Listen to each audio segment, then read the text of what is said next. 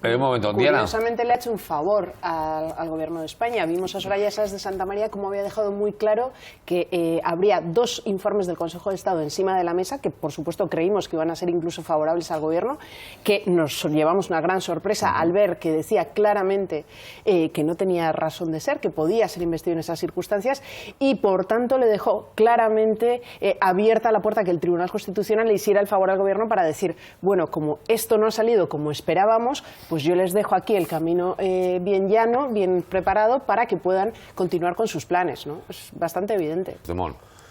Diana, vaya lío. A ver, yo sinceramente creo que ante todo está el gran dilema de, por mucho que queramos mantener ese mensaje que fue claro de restituir al legítimo gobierno de la Generalitat, llega un momento en el que por seguir manteniendo esta idea podemos seguir manteniendo la aplicación del 155 y por tanto yo creo que lo que hay que anteponer es una restitución del legítimo gobierno de Cataluña, que si por culpa del Estado español no es Puigdemont legítimo presidente, que tendría que ser, pues que pueda ejercer otra persona, pero que desde luego cuanto antes se restituya la normalidad en Cataluña, porque yo creo que es lo más importante ahora mismo, cerrar con el artículo 155 y sacar a las instituciones españolas de Cataluña.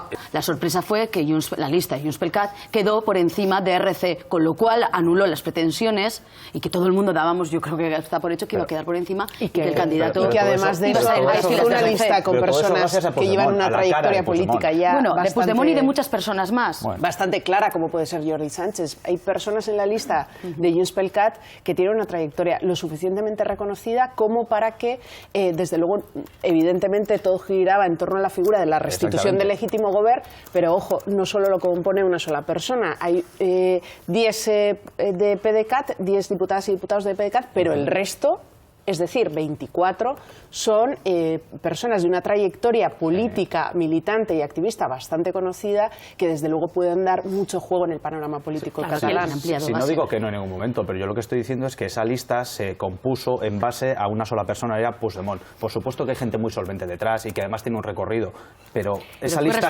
esa lista sin Puigdemont no hubiera conseguido los resultados que se hubieran conseguido, entre otras cosas porque Junts per Catalunya también hizo una campaña muy centrada estrategia política, como hace cualquier persona, y además me parece una estrategia política súper válida, que han sabido aprovechar una coyuntura en la que el gobierno español ha tenido la responsabilidad máxima de todo y por tanto han aprovechado una coyuntura para estar a la altura de las circunstancias y desde luego para conseguir el reconocimiento de una mayoría catalana. El problema es que es muy duro para una mayoría social catalana independentista, es muy duro tener, desde luego, que poner un plan B encima de la mesa cuando ante unas elecciones impuestas se han sometido a estas elecciones, han ganado, han tenido, desde luego, una victoria muy clara y hay un presidente que, por tanto, el Estado español tendría que asumir el resultado de estas elecciones y, por tanto, tendría que dejar que Puigdemont tuviera todos sus derechos para ejercer, digamos, como cargo público y no solo él, sino además todas las personas que o están en Bruselas o están privadas de libertad y que, por tanto, tendría que asumir, así como otros han asumido esas elecciones impuestas, tendrían que asumirse los resultados de estas elecciones. Esto es una muestra clara de que se avanza en una cuestión tan importante como es ya por fin romper con este 155 y restituir un gobierno de la Generalitat lo antes posible, porque además no olvidemos que es que el Estado español sigue haciendo estragos en Cataluña. O sea, sigue habiendo destituciones a cargos de la administración, se siguen, todas las políticas que se habían llevado a cabo con el gobierno anterior están paralizadas, no sabemos hasta qué punto no solo están paralizadas, sino que ha habido otras cuestiones que se han retrasado o que incluso pues se han anulado y por tanto necesitamos cuanto antes que las instituciones catalanas empiecen a trabajar. Yo creo que al final es un problema muy complejo, pero que ha destapado muchas variables. Yo creo que en primer lugar hay que destacar que muchas veces se está haciendo referencia a la inseguridad contraponiendo como cuestión policial. Y yo creo que no tiene que enfocarse desde un punto de vista policial, no creo que tenga que enfocarse desde ese punto de vista, porque ya tenemos un ratio muy elevado, de los más elevados de Europa, de policía, y que por tanto no tendría que ir por ahí el enfoque, pero sí que es verdad que se entrelazan cuestiones tan importantes como el modelo educativo, los servicios sociales de base, la situación de los barrios. Con Otxarkoaga hemos podido ver precisamente las demandas de las vecinas y vecinos, viendo cómo efectivamente, a pesar de ser uno de los barrios más seguros, Otxarkoaga es verdad que es un barrio que está desde luego abandonado, uno de esos barrios que decimos periferia, a las que desde luego hace falta poner muchos más recursos y llevar encima de la mesa cuestiones muy importantes que demandan los vecinos, y como punto de partida, y yo creo que es aquí donde nos tenemos que encontrar todas y todos, y como punto de partida solicitan precisamente mesas en las que estén conformadas las diferentes agrupaciones políticas, vecinales, y que desde luego se dé una respuesta integral, que es lo que demandan. Y yo creo que muchas veces lo que nos hace falta es escuchar precisamente lo que nos dicen quienes viven en esos espacios y quienes pueden aportarnos mucha más luz de lo que podamos decir cada una de nosotros, ¿no? Y yo creo que precisamente si el mensaje tiene que ser constructivo es poner esto encima de la mesa, ponernos las pilas con una mesa en la que desde luego escuchemos las demandas, que son bastante Ricardo, claras y bastante Diana, concretas. O sea, lo que sí que me parece que estaba muy claro y son los pasos que se iban a dar previamente. O sea, el primer paso que se iba a dar es precisamente lo que estamos viendo, que renunciaran a sus actas quienes están en Bruselas, 3 al menos para permitir esa mayoría. Eso sí que me parecía que tenía que ser un primer paso que se está dando, y yo creo que veremos pasos muy claros en muy poco tiempo y que nos darán una idea clara de cuál era la estrategia que tenían, y que hasta ahora pues desde luego tenían que mantener una cierta incertidumbre, pero que está bastante bien. No está generando ningún tipo de seducción en Cataluña, está dando y empujones en Cataluña para que se vayan todavía más lejos. Han quedado bastante reflejados. Por eso las nuevas elecciones no creo que tampoco solucionarán nada. Con esta cuestión. Yo creo que sí que tiene mucho sentido lo que decía de la famosa mano del rey, ¿no? Tiene todo el sentido del mundo que siga manteniéndose él como persona importante en Bruselas, y que desde luego en Cataluña presencialmente haya una persona. A ver, Ricardo no está de acuerdo. A ver, si la de poner una mano del rey, o sea, ir a cárcel, ponerla una persona delegada o presentar a otra persona. Claro, pero esas firmas a las que tú aludías podríamos argumentarlas si hubiese un gobierno en mayoría, pero hay un gobierno en minoría. No solo se van a tener que poner de acuerdo Puigdemont o quien le esté representando, sino que además en el conjunto del propio gobierno, que va a estar pluralmente en un compuesto, contexto, ¿no? en primero. Pero yo creo que además está muy bien argumentado, porque al final nuestro plan A era el que saliera precisamente elegido de este proceso electoral, ¿no? Con mayoría. Es el legítimo gobierno, pero resulta que el Estado español, y es que esta es una realidad como una catedral, el Estado español impide que aquel mandato ciudadano de las urnas del 21 de noviembre se lleve a cabo. Por tanto, lo que no podemos hacer es seguirle dando manga ancha para que siga haciendo y deshaciendo en Cataluña. Entonces, aquí hay que tomar una determinación, aunque no nos guste, y que yo entiendo, y yo si estaría en su lugar también me costaría mucho y me dolería mucho tener que dar marcha atrás con mi plan A, porque es normal, porque al final, o sea, tener que abandonar algo que es legítimo y que tendría que estar garantizado, pues tiene que ser muy duro. El presidente o la presidenta investida en ese momento, en el momento de su intervención, deja encima de la mesa cuál es su programa de gobierno, cuál es su pretensión y cuáles son las líneas de actuación. Por tanto, evidentemente esto se está trabajando de manera paralela. El otro día una representante de CUP ya lo dijo también, que están con las demás formaciones políticas que están trabajando en torno al contenido del programa, que va a ser presentado por la persona que dirija el discurso de investidura como presidente. Está todo unido. O sea, yo creo que aquí hay claramente, en torno a esta cuestión, hay claramente dos bloques. Por una parte, Partido Nacionalista Vasco y Euskal Herria Bildu, que abogan por el derecho a decidir sin ambigüedades, de una manera clara, al menos en la ponencia de autogobierno, y por otra parte quienes, pues el Elkarrekin Podemos, PP y PSOE, desde luego unos niegan de manera sistemática el derecho a decidir y otros el derecho a decidir lo interpretan, pues no sé, para decidir exactamente qué cuestiones, porque yo creo que ante una cuestión de estas dar la palabra a la gente no tendría que tener ningún tipo de ambigüedad. A mí me sorprendió mucho ver un titular en el que dice Lander Martínez que no va a participar en un bloque con PNV y con EH Bildu en torno al derecho a decidir. Yo creo que es que llegamos a un punto en el que no podemos podemos ser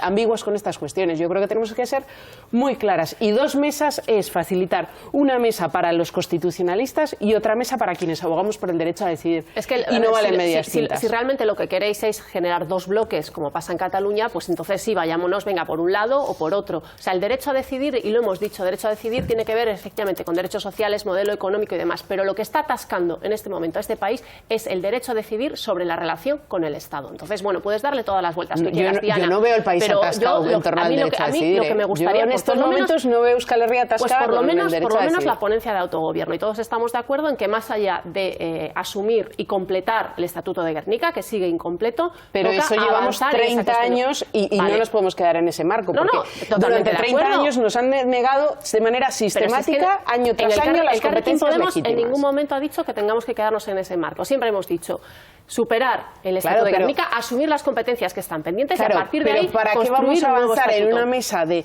relaciones con el Estado, un Estado que vemos que no nos representa, que queremos avanzar precisamente como pueblo y que hay cuestiones intermedias que se pueden tratar sin necesidad de que haya una mesa, se puede avanzar en cuestiones como por ejemplo en materia de competencias en el Estatuto de Gernika sin necesidad de que se cree una mesa, pero sí en una ponencia de autogobierno lo que se supone es que tiene que haber una propuesta en la que ahonde precisamente en esa facilidad para la ciudadanía que pueda ser preguntada. Yo creo que es una diferencia. Yo creo que la y no decidir si una cosa pero o la otra. Seamos honestas, una única solución común a todas es absolutamente imposible, porque estamos hablando de quienes niegan sistemáticamente el derecho a decidir, a quienes abogan por el derecho a decidir. Porque solo está encima de la mesa el derecho a decidir. Claro, tiene que haber un término medio en el que al menos nos pongamos de acuerdo, y yo sinceramente era lo que esperaba, que con el Carrequín Podemos nos pusiéramos de acuerdo para avanzar en términos democráticos, en una resolución que ahondara precisamente en el derecho a decidir de la ciudadanía vasca, precisamente si abogamos por dar la palabra al pueblo. Claro, y lo que vamos a hacer es, y en ese reconocemos o no reconocemos a la ciudadanía vasca como sujeto político, no entra el marco de decir lo reconocemos y creamos un marco del legal para que esa consulta, ese derecho a decidir, se haga de acuerdo al marco legal y jurídico que tenemos actualmente. La ponencia de autogobierno precisamente para eso. Es lo que está para agotar esa vía. Otra cosa es lo que pensemos de cuando nos digan que no, quienes pensemos que haya que actuar de una manera y quienes pensemos que haya que actuar de otra forma. Pero lo que tú has dicho es precisamente el objetivo claro de la ponencia de autogobierno, donde no cabe ningún tipo de ambigüedad. Es que sabemos que en el marco de una ponencia podemos pedir los informes que queramos para sacar una conclusión contundente al respecto. Si hace falta, porque el informe que hay encima de la mesa es insuficiente, se pedirán más informes si se considera oportuno. Pero eso no quita para una cuestión política y una declaración política que es precisamente ¿estás a favor o en contra del derecho a decidir? Es tan claro como eso. No hay que darle más vueltas porque, como tú bien has dicho, y estoy de acuerdo contigo, si generamos otros mecanismos que no ahonden en el derecho a decidir, estamos alargando y estamos no dando precisamente, no siendo honestas con quienes pensamos que hay que dar la palabra al pueblo y punto. Yo creo que lo que hay de fondo es una discordancia en la metodología, en cómo trabajar y abordar, o sea, más allá de... Yo creo que no. A ver, vosotros me estáis acusando que de repente aquí el Carrequín Podemos como fuerza vasca, pues que no lo tiene claro, que no, tenemos muy claro, fuimos los primeros que empezamos a hablar del modelo canadiense y lo hemos tenido siempre claro. Derecho a decidir tiene que estar. Entonces, pero creemos que abordarlo... No hay una... Un momento, Diana, termina. Yo insisto, yo creo que es una cuestión, es una diferencia de cómo abordar el problema precisamente para que se sume el mayor consenso, el mayor número de fuerzas políticas. Creo que hacer 2 mesas y hacerlas en paralelo no se trata de una primero y otra después. Claro, Rosa, insisto, pero para mí que Lander Martínez diga no vamos a participar en un bloque con EH Bildu y Podemos en torno al derecho a decidir, es que me parece muy contundente esa declaración. Me parece, pero, o sea, tremendamente contundente. No está hablando precisamente, no compartimos las metodologías, hemos apostado por esto, pero no podemos ponernos de acuerdo en la metodología. Si el rodillo es, lo incluimos y y demás, bueno, pues es que no vamos a entrar en esa dinámica de bloques, vamos a buscar las maneras de buscar consensos. Es que ahí tiene que ser, no precisamente negarte si se supone que tú abogas por el derecho a decidir, la metodología se puede decidir también entre todas, y si tu metodología no la consideramos apropiada, ya a partir de ahí no te puedes excusar en esa metodología para decir no entraremos en un bloque con EH Bildu y PNV en torno al derecho a decidir. Claro, o sea, yo creo que Arnaldo ha dicho, estamos en la cuestión de intentar buscar esos consensos, como pasa ahora en un gobierno vasco. Joder, pero un principio de un socialista tendría que ser dar la palabra al pueblo. Eso tendría que ser un principio básico, fundamental y elemental. Otro principio socialista también es respetar las leyes. Es otro y sobre principio todo un principio Sí, político. pero tú no has dicho, como ha dicho alguna vez el Partido Nacionalista Vasco, de no haremos nada que esté en contra de la ley, pero abogamos por el derecho a decidir. El PSOE no dice eso. El PSOE dice, en palabras de la secretaria del Partido Socialista de Euskadi, es que no se puede ser demócrata y de izquierdas y defender el derecho a decidir. Toma ya, esa frase es, en fin, es que a mí me dejó marcada cuando la escuché. Tú explícame cómo Euskal Herria Bildu, Barkatu, defiende el derecho a decidir sin ir en contra de la ley, cuando lo que está defendiendo es una independencia. Explícame cómo. Esto es muy claro y esto es muy sencillo. Hay un marco de mínimos, que es la ponencia de autogobierno, en el que se dice muy sencillo. Vamos a utilizar las herramientas de las que disponemos para llevar una propuesta para que nuestro pueblo sea escuchado. Otra cosa es, como pasó con el plan Ibarretxe, cuando nos den con una puerta en las narices, ¿qué va a pasar? ¿Nos vamos a poner de acuerdo para continuar con un proceso nosotras y nosotros? En realidad, la ponencia es la actualización del autogobierno. Pero ese es el a posteriori. Eso es lo que dice la ponencia. Ese es el posteriori. Igual hay que montar otra ponencia en el Parlamento para hablar de eso. Pero la ponencia que hay actualmente no dice eso. Pero hemos llevado a Madrid ahora mismo un documento en el que digamos que queremos decidir como pueblo y que vamos a hacer un referéndum. No lo hemos llevado, ¿no? Claro, pues es ahí donde tenemos que ponernos de acuerdo, en ese primer punto, porque a posteriori seguro que habrán muchas desavenencias, porque algunas veremos que, como pasó en Cataluña, son ninguneados los derechos y que posiblemente haya que avanzar, y otras dirán, pues no, si nos han dicho que no, nos han dicho que no y ya está, pero eso será a posteriori. Pero desde luego, el punto de partida de esa ponencia de autogobierno es un referéndum para decidir sobre la relación con el Estado español. Es un principio básico, democrático y de mínimos en cualquier democracia. A mí no me parece un argumento de validez decir que cuando acaben con la aplicación del artículo 155 se verá la negociación, porque por mucho que se acabe con el artículo 155, los que lo han aplicado siguen gobernando. Pero si los partidos catalanes... Decir que el juez no le va a permitir es anticiparnos a lo que el juez puede decidir. Este es el reino de las anticipaciones. Ya veo que nos estamos anticipando. Hemos conocido sentencias vía medios de comunicación, previas a comunicarle a los acusados. Hemos visto cómo, incluso saltándose al propio Consejo de Estado, han tomado decisiones sin que Puigdemont hubiese venido ya. El Consejo de Estado es un órgano consultivo, ¿eh? Vamos a partir de esa base. Sí, pero ¿qué dijo Soraya Sáez de Santa María? Sí, claro, dijo, vamos a pedir dos adjuntos, dos documentos. Pero el Consejo de Estado no prohíbe o permite al gobierno hacer algo. Claro, es un órgano consultivo. Si el Consejo de Estado... Claro, pero parece que el Consejo de Estado decide. Da por válida lo que estamos pensando nosotros, la propuesta que estamos pensando, inmediatamente se llevará al Tribunal Constitucional. Si el Consejo de Estado. Para lo que nos da la gana, somos los máximos cumplidores de la ley. Yo solo te estoy diciendo que el Consejo de Estado no decide. Soraya Sáez de Santa María ha dejado muy claro que Puigdemont no va a ser presidente de la Generalitat. Esas palabras son traducibles a que aplicarán cualquier tipo de herramienta que tengan a su alrededor, que son muchas, y hemos visto hasta con barcos, para que no sea presidente de la Generalitat. O sea, que es que no nos hagamos trampas al solitario. No, pero un repaso al reglamento del Parlamento. Y es que tiene que pasar esto. Y es que esta persona se tiene que presentar. ¿Qué pasa? Que está en busca de captura. Esta persona se tiene que presentar porque resulta que le acusan de unos delitos que incluso volvemos exactamente a lo mismo, donde encaja la sedición, donde encaja la rebelión, en la propia ley y Constitución española, en la interpretación jurista, etcétera, etcétera. Es que nadie da por válido incluso los argumentos por los cuales a esta persona se le quiere privar de libertad, lo mismo que se les ha privado a otros. Es que ya partimos de una base brutal de connivencia con el poder político y judicial, que lo hemos visto en otras ocasiones, pero es que en el caso catalán está siendo brutal. Ha ido a Copenhague, se ha desplazado. ¿Ha habido algún tipo de problema? No, porque hay democracia, porque hay un mínimo de decencia en esos países que no la hay en el Estado español. No, en realidad. Pero así, en frío, yo no he entendido nada. En la política digo, por buscar alguna explicación. No, claro, o sea, dirá, pues está Puigdemont de vacaciones en Bruselas comiendo, ¿no? Con el argumento de Ciudadanos, mejillones y chocolate, mientras el país aquí se debate en esto, un prófugo de la justicia con irresponsabilidad. Eso no haría nadie. Eso, o sea, es que no tiene vergüenza este hombre. Es crítica. Diana. ¿Ah, sí? tal cual, estoy plenamente de acuerdo con Rosa, es que es completamente normal y eso no quita, Hombre, desde luego... Normal no, ojalá hubiera sido normal. Claro. Pero estamos hablando en la actualidad. En la actualidad. Estamos hablando de avanzar, de mirar el presente y el futuro. Todavía es noticia hoy, Pero yo creo que es una cuestión muy sencilla. O sea, esto no va... esta reunión para intercambiar opiniones no va a ser cambiar ni siquiera las posturas que tiene EH Bildu en materia socioeconómica, ni muchísimo menos, y además teniendo en cuenta que este país es plural y está conformado por muchas, digamos, por muchas estructuras y que desde luego al menos hay que hablar con todas para luego tú sacar tus propias conclusiones.